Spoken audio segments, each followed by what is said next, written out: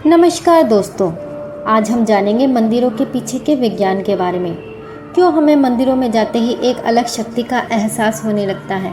इतनी दिक्कत और परेशानियों के बावजूद भी क्यों मन एकदम शांत हो जाता है। ऐसा लगता है कि कोई है जो सब कुछ ठीक कर देगा, जैसे हम अकेले नहीं हैं। मंदिरों में एक सकारात्मक ऊर्जा होती है और इसके पीछे का विज्ञान क्या है। अगर आप भी मंदिरों में जाते हैं और भगवान में सच्ची श्रद्धा रखते हैं तो इस वीडियो को अंत तक ज़रूर देखें, जिससे आप अपनों को और अपने बच्चों को भी बता सकें। इसका ज्ञान होना हर किसी के लिए आवश्यक है।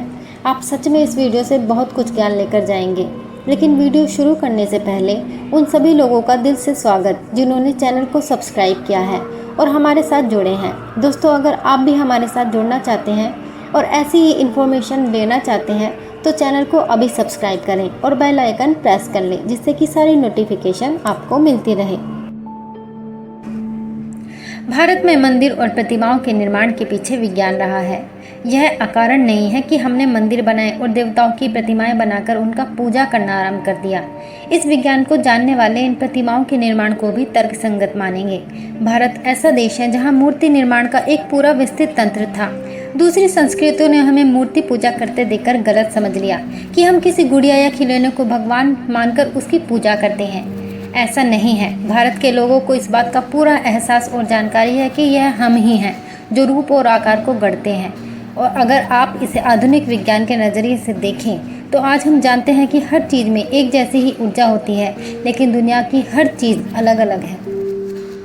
अगर मंदिर के मूलभूत पक्षों को, मसलन प्रतिमाओं का आकार और आकृति, प्रतिमाओं द्वारा धारण की गई मुद्रा, परिक्रमा, गर्भगृह और प्रतिमाओं को प्रतिष्ठित करने के लिए किए गए मंत्रोच्चारण आदि में समुचित समन्वय का ध्यान रखा जाए तो एक शक्तिशाली ऊर्जा तंत्र तैयार हो जाता है।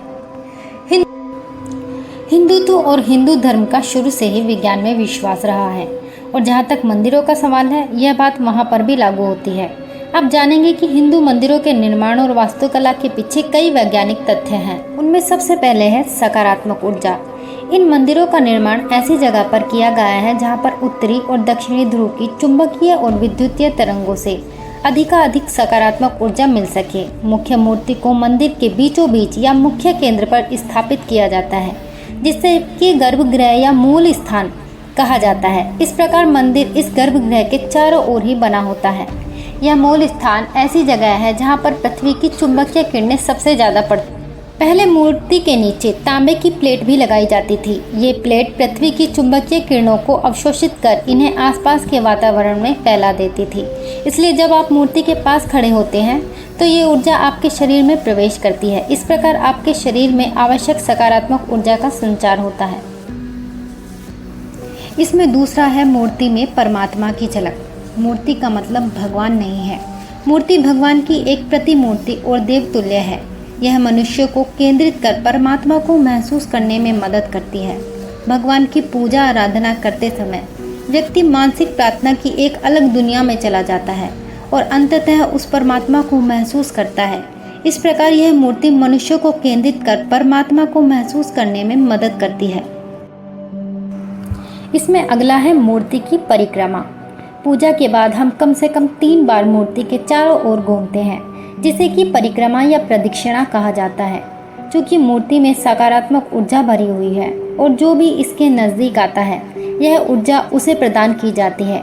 इस प्रकार जब आप मूर्ति की परिक्रमा करते हैं तो मूर्ति द्वारा आपको सकारात्मक ऊर्जा प्रदान की जाती है। यह कई बीमारियों को दूर करती है और दिमाग को भी स्वस्थ रखती है। इसमें अगला है मंदिरों में वितरित होने वाला मिश्रित प्रसाद, जिसे हम चरणामृत कहते हैं। आपने देखा होगा कि मंदिरों में मूर्तियों को एक मिश्रण से धोकर उसे भक्तों में वितरित किया जाता है, जिसे कि चरणामृत कहा जाता है। यह एक साधारण मिश्रण ही होता है। इसमें पवित्र तुलसी, केसर, कपूर, इलायची और लौंग मिली होती है। जैसा कि हम सब जानते हैं कि इन सब में एक अच्छा चिकित्सीय गुण भी है। जब इनसे मूर्ति को धोया जाता है तो उनमें मौजूद चुंबकीय विकिरण भी इनमें मिल जाते हैं और इनका चिकित्सीय गुण और बढ़ा देते हैं। भक्तों को इसकी 3 चम्मच वितरित की जाती है।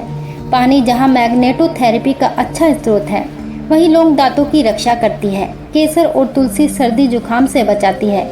इलायची और कपूर एक प्राकृतिक माउथ फ्रेशनर है। इसमें अगला है शंख का बजाना। हिंदुत्व में शंख बजाने के पीछे मान्यता है कि इससे पवित्र ओम की ध्वनि निकलती है, जो कि पृथ्वी की पहली आवाज़ थी। शंख की ध्वनि किसी अच्छे काम के शंखनाद यानी कि शुरुआत का प्रतीक है। यह एक पवित्र ध्वनि है जो कि नई ताजगी और नई आशा का प्रतीक भी है। मंदिर में मौजूद सकारात्मक ऊर्जा के साथ मिलकर यह भक्तों पर कई अच्छे प्रभाव डालती है। अगला है घंटी का बजाना। मंदिर की घंटियां सामान्य धातु की बनी होती हैं। ये कैडमियम, जस्ता, सीसा, तांबा, निकल, क्रोमियम और मैंगनीज जैसे विभिन्न धातुओं के मिश्रण से बनी होती हैं। इन धातुओं के मिश्रण में भी एक विज्ञान छिपा हुआ है। इन्हें इस तरह से मिलाया जाता है कि घंटी को बजाने पर हर धातु अपनी एक अलग आवाज़ निकालती है। इससे आपके दाएं और बाएं दोनों दिमागों का मिलन होता है। इसलिए जब भी आप घंटी बजाते हैं तो एक तीखी और तेज ध्वनि आती है जो कि कम से कम 7 सेकंड तक रहती है। घंटे की यह गूंज शरीर के 7 चिकित्सा केंद्रों और शरीर के चक्रों को छूती है। इसलिए जब यह घंटी बजती है तो आपका दिमाग एकदम शून्य हो जाता है और आप शांत अवस्था में चले जाते हैं। इस अवस्था में आपका दिमाग एकदम ग्रहणशील और जागरूक हो जाता है। इसमें अगला है ऊर्जा का आदान प्रदान। जैसा कि जाना जाता है कि ऊर्जा ना तो पैदा की जा सकती है और ना ही खत्म की जा सकती है। यह केवल एक व्यक्ति से दूसरे व्यक्ति के शरीर में प्रवेश करती है। मंदिर हमारे लिए यही करते हैं। ये पृथ्वी की सकारात्मक ऊर्जा को लेकर विभिन्न माध्यमों से हमारे शरीर में इन ऊर्जा को प्रवेश कराते हैं। इसलिए आप दिन में जो ऊर्जा खो देते हैं उसकी प्राप्ति मंदिर में जाकर की जा सकती है। इसलिए मंदिरों के जाने के पीछे उद्देश्य भगवान को भोग लगाना नहीं, बल्कि अपनी इंद्रियों में ऊर्जा का संचार करना है। इसलिए पूजा के बाद मंदिरों में कुछ देर बैठने की परंपरा कायम है। इस प्रकार मंदिर में जाना और पूजा आराधना करना सर्वोपरि है।